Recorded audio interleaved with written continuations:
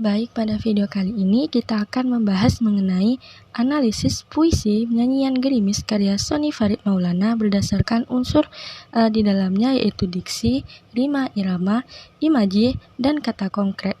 Nah, sebelum kita menganalisis puisi ini, tentu kita terlebih dahulu harus mengetahui pengertian dari masing-masing unsur tersebut, di mana yang pertama ada rima.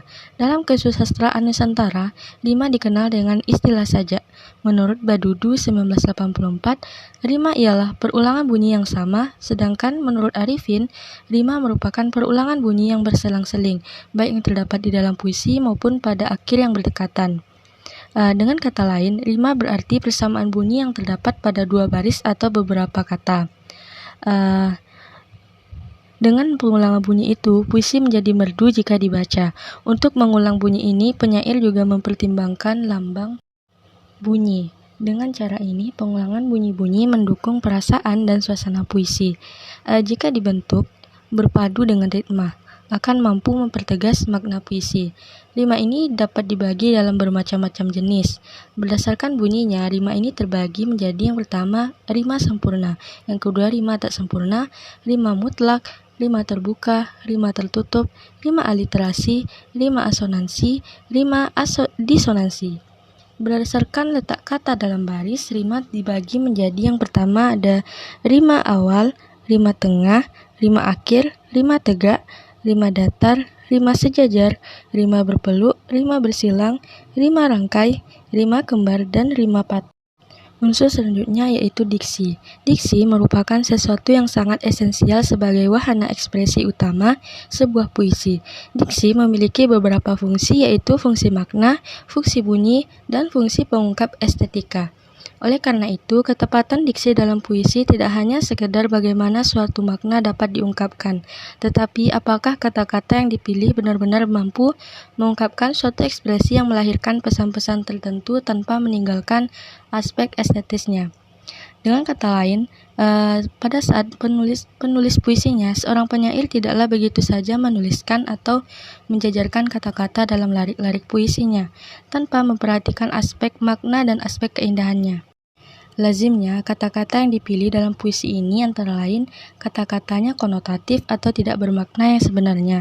Yang kedua, kata-katanya puitis yang dapat menimbulkan efek estetis atau keindahan.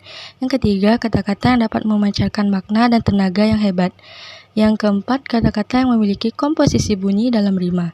Yang kelima, kedudukan kata itu di tengah konteks kata lainnya. Yang keenam, kedudukan kata-kata dalam totalitas puisi itu. Dan terakhir adalah urutan kata atau word order. Unsur berikutnya ada imaji.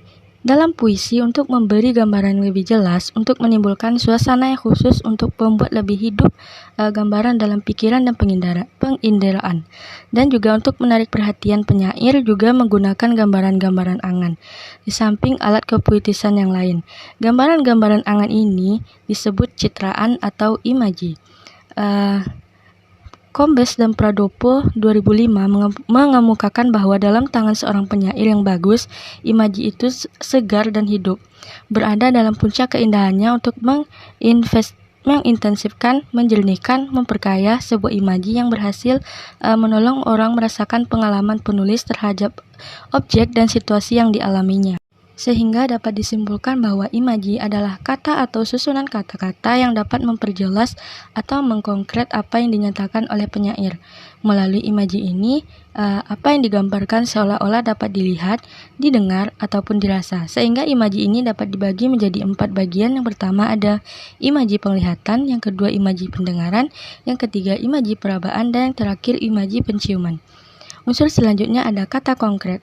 Kata konkret adalah kata yang merujuk pada benda atau hal yang dapat dilihat, didengar, diraba, dan dirasakan secara fisik. Kedua hal ini sangat erat hubungannya dalam puisi. Dalam puisi, kata-kata konkret digunakan untuk menciptakan citra atau gambaran yang kuat dan detail dalam pikiran pembaca. Hal ini memberikan kekuatan pada puisi dan memungkinkan pembaca untuk lebih memahaminya. Penggunaan kata-kata konkret juga membantu penyair untuk menciptakan suasana atau mood tertentu dalam puisi. Misalnya, kata-kata seperti hujan, petir, dan angin kencang yang dapat menciptakan suasana yang mencekam atau menakutkan. Sementara, kata-kata seperti bunga, matahari, dan laut dapat menciptakan suasana yang indah dan menenangkan. Penggunaan kata konkret ini dapat membantu pembaca untuk lebih memahami dan merasakan suasana yang diinginkan oleh penyair. Dengan memberikan deskripsi yang terperinci tentang objek atau situasi, penyair dapat menciptakan citra yang kuat dan memukau dalam pikiran pembaca. Baik, selanjutnya kita akan coba menganalisis puisi Nyanyian Gerimis karya Sony Farid Maulana dengan penggunaan unsur di dalamnya dengan pendekatan struktural.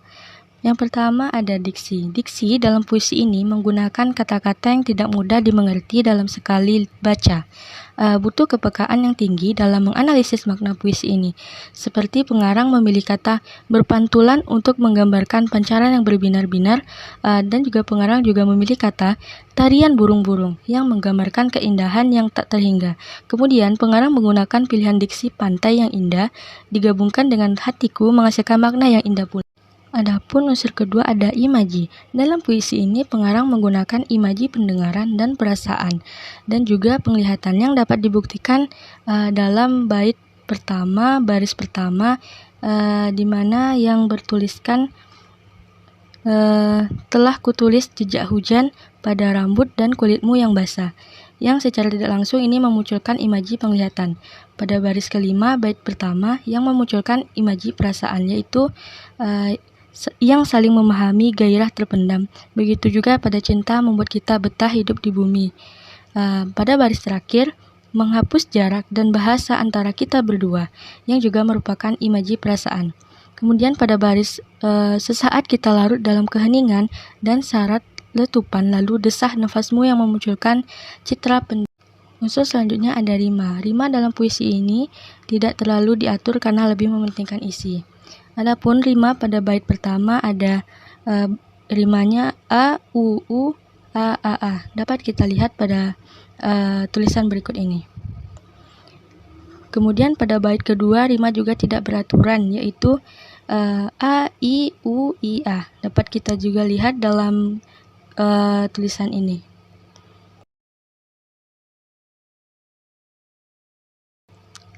Selanjutnya pada bait terakhir rima juga tidak beraturan dan bait pun tidak jelas.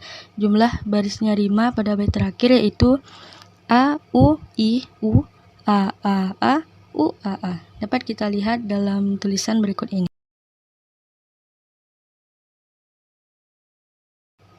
Irama pada puisi Nyanyian Gerimis ini memiliki irama perlahan dan syahdu, penuh penghayatan. Unsur terakhir ada kata konkret. Pada puisi Nyanyian Gerimis ini terdapat beberapa kata konkret, yaitu yang pertama dalam tulisan kuntum demi kuntum kesepian yang mekar seluas kalbu yang melambangkan kerinduan yang amat sangat. Yang kedua, yang saling memahami gairah terpendam. Ini melambangkan seakan saling merasa kerinduan meski tak bertemu tapi seolah bertemu dalam angan. Yang ketiga, sesaat kita larut dalam keheningan, yang menggambarkan seseorang membayangkan kekasihnya di suasana sepi dan sunyi. Selanjutnya, ekor cahaya berpantulan dalam matamu, ini melambangkan mata sang kekasih yang berbinar-binar penuh bahagia. Terakhir, kerinduan bagai awan gunung berapi, ini melambangkan kerinduan yang amat sangat dan meluap. Baik, cukup sekian video pada kali ini dan nantikan video-video seterusnya. Dan jangan lupa untuk like, subscribe, dan komen. Assalamualaikum warahmatullahi wabarakatuh. Thanks for watching. Please subscribe.